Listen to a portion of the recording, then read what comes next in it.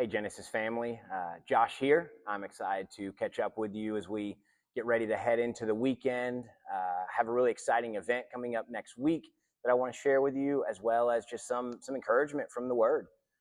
Next Tuesday at 6 o'clock here in the sanctuary at Genesis, we're going to be hosting a vision night for Immerse. That's a group out of Little Rock who's been doing work down there for quite a while with kids aging out of the foster care system.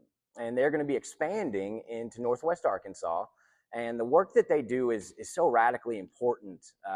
Kids, as they hit that transitional phase, they often get lost. They often don't know where to go. They feel alone.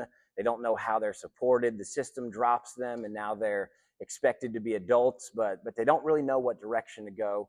And Immerse steps in, and they walk with them through that transitional time. And so we're going to hear from them about what their vision is for this area, and about how we can support them, partner with them, walk with them, and get engaged in what they're doing. So this upcoming Tuesday, October 28th, here in the sanctuary at 6 p.m. Will be that event. We'll have refreshments. We'll have information for you there. You'll get to meet the team from Immerse. So we'd love to have you join us. Below this video is a link to an Eventbrite page. If you would go and register, just so we make sure that we have enough material and refreshments and all of that for you. It is a completely free event, but we just would love to know who's coming so we can be ready for you. So we hope we see you there Tuesday night at 6 o'clock here in the sanctuary. And I just also want to share some encouragement for you from the Word.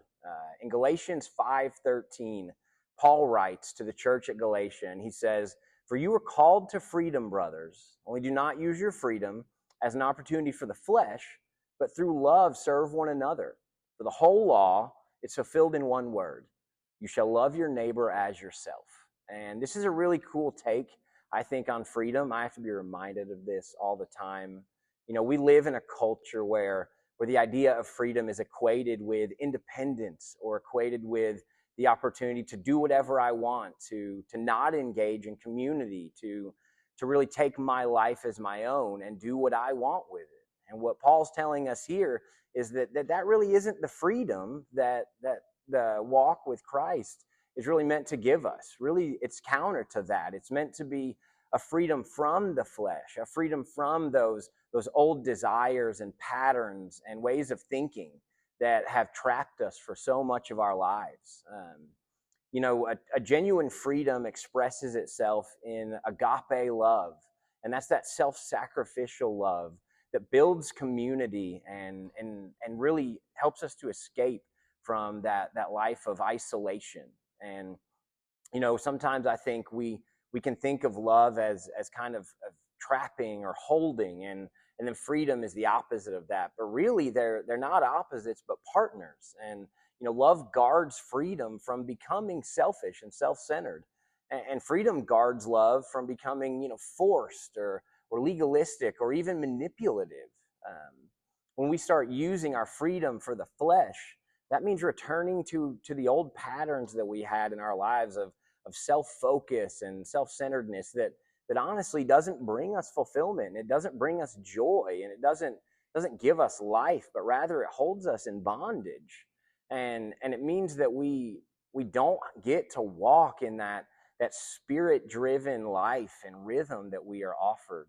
And so, as we look at that, I think when I think of the freedom that we're offered through Christ, it's really an opportunity to step into a countercultural paradigm where we don't have to be driven by that personal autonomy of doing what I want, but rather doing the opposite of that, and being free from that self bondage into a world where we're able to serve those around us and engage in community with those around us, and really give ourselves and our lives to those around us in a way that is ultimately so much more fulfilling, so much more life-giving than this idea that I stand alone and that I am free from anyone else telling me how to live or what to do, but rather we are free to escape from that and to step into a world of flourishing and a world of life. Freedom divorced from love becomes tyranny. It's that tyranny of the flesh. And love divorced from freedom very often just becomes manipulation or coercion.